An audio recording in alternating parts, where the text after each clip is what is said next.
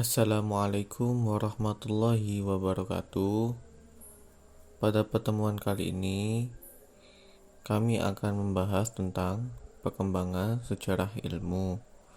Di sini kelompok kami, yang pertama Mas Hanik Nur Maimuna, yang kedua Mila Amalia, yang ketiga Muhammad Iqmal, yang keempat Ahyudin Syarif. Assalamualaikum. Di sini saya akan menjelaskan sedikit tentang sejarah perkembangan ilmu di zaman Yunani kuno.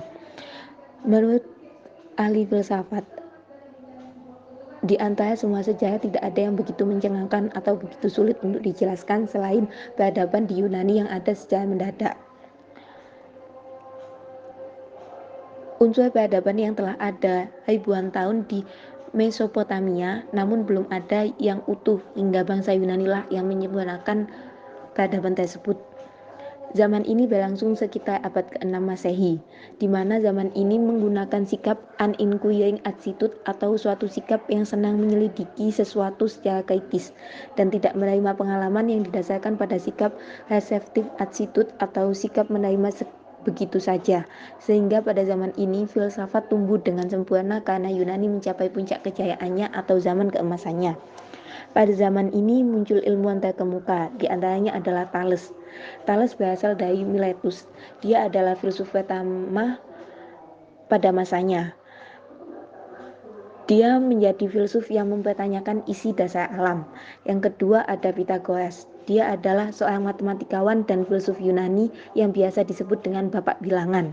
Dia juga berhasil membuka lembaga pendidikan dan juga berhasil menyumbang ilmu tentang bilangan, pembentukan benda, dan menemukan hubungan antara nada dengan panjang dawai.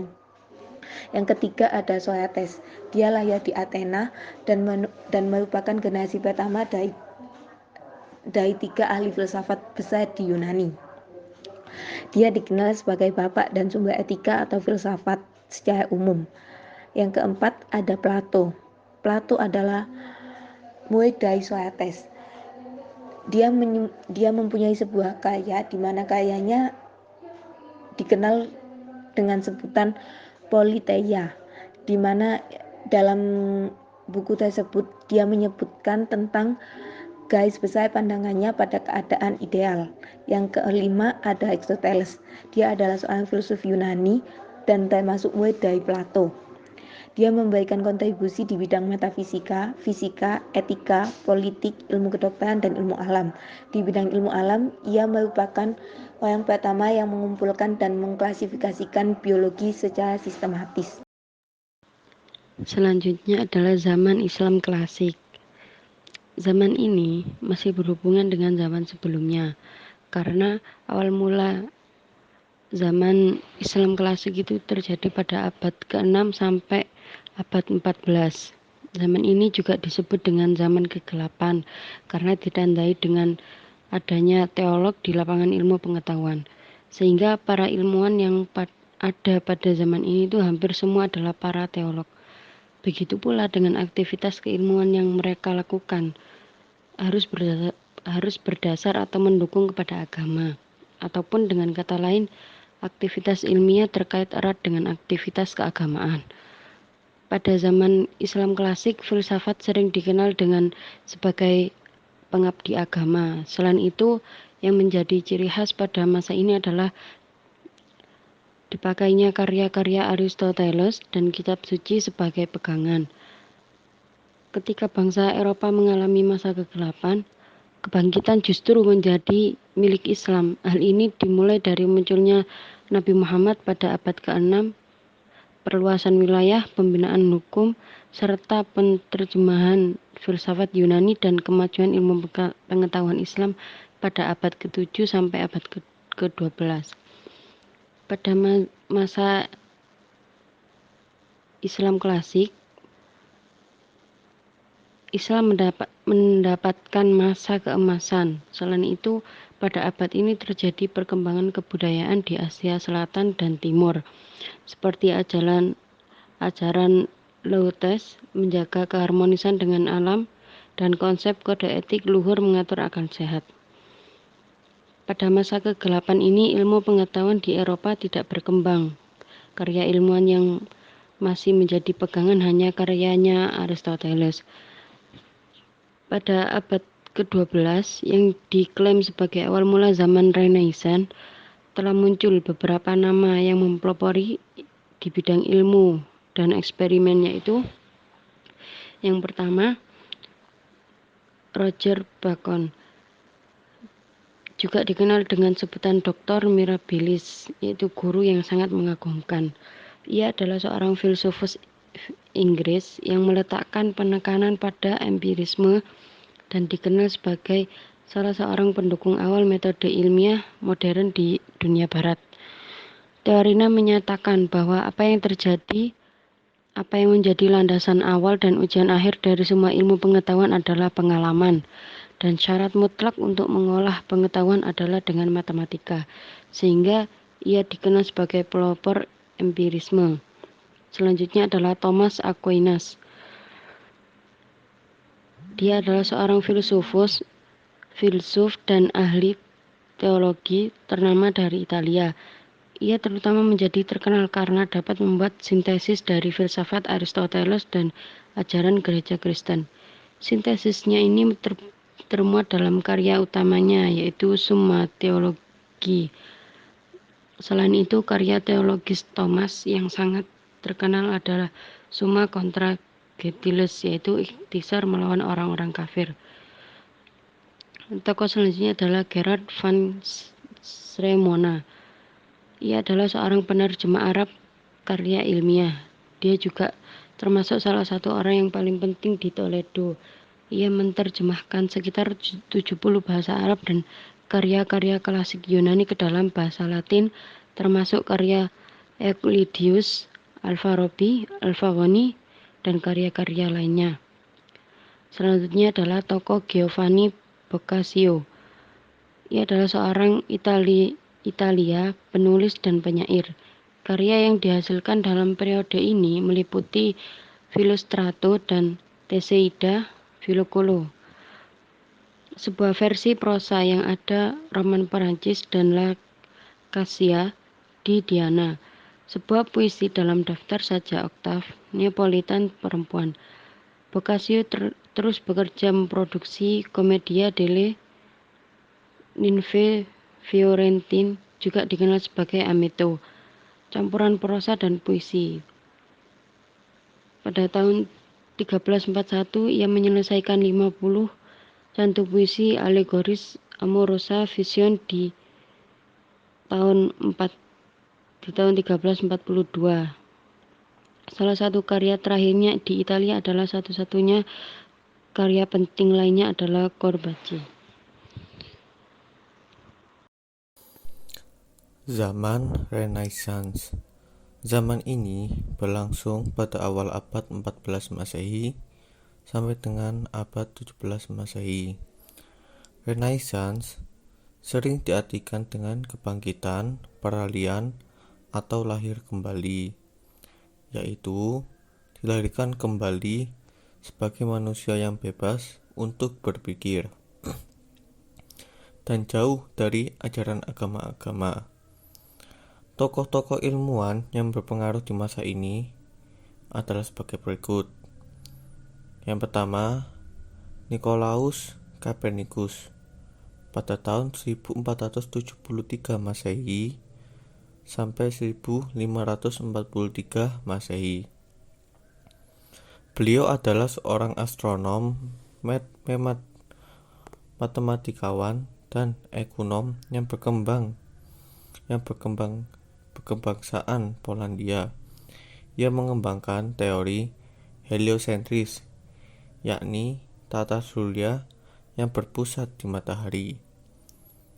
Yang kedua, Galileo Galilei pada tahun 1564 Masehi sampai 1642 Masehi.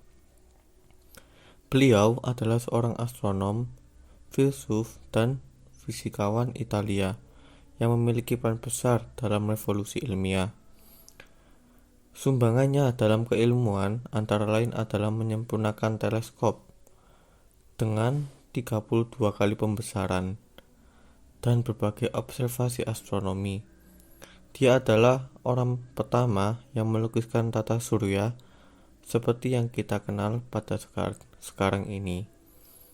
Yang ketiga, Tycho Brahe.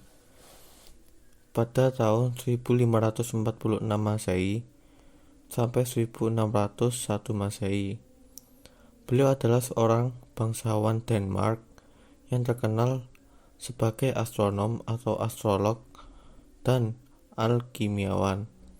Tycho adalah astronom pengamat paling menonjol di zaman pra-teleskop. Akurasi pengamatannya pada posisi bintang dan planet tak tertandingi pada masa itu. Yang keempat, Johannes Kepler. Pada tahun 1571 Masehi sampai 1630 Masehi.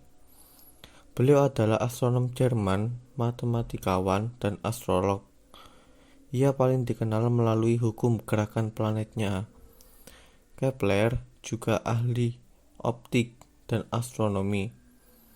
Penjelasannya tentang pembiasan cahaya tertuang dalam buku Supplement to Widelo, Expounding the Optical Part of Astronomy. Ia adalah orang pertama yang menjelaskan cara kerja mata.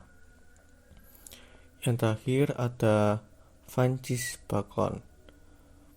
Pada tahun 1561 Masehi sampai 1626 Masehi. Beliau adalah seorang filsuf, negarawan, dan penulis Inggris. Karya-karyanya antara lain membangun dan mempopulerkan metodologi induksi untuk penelitian ilmiah, seringkali disebut metode Baconian. Kemudian zaman modern.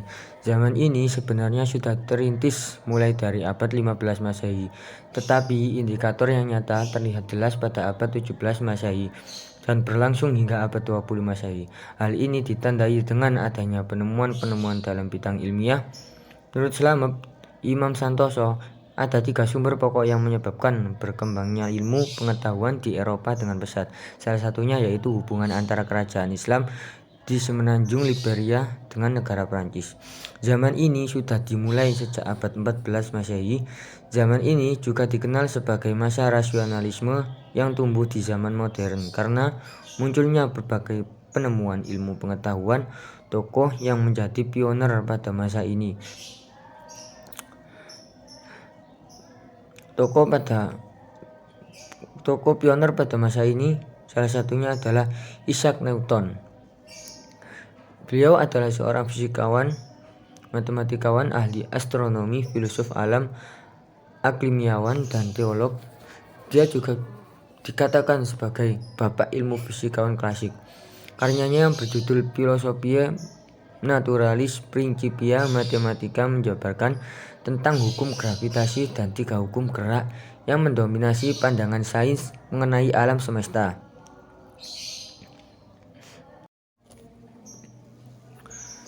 Yang kedua yaitu René Descartes, dikenal sebagai Renatus Cartesius, adalah seorang filsuf dan matematikawan Prancis. Beliau kadang dipanggil sebagai penemu filsafat modern dan juga bapak matematika modern. Pemikirannya yang menggunakan revolusi adalah semuanya tidak ada yang pasti, kecuali kenyataan bahwa seseorang berpikir.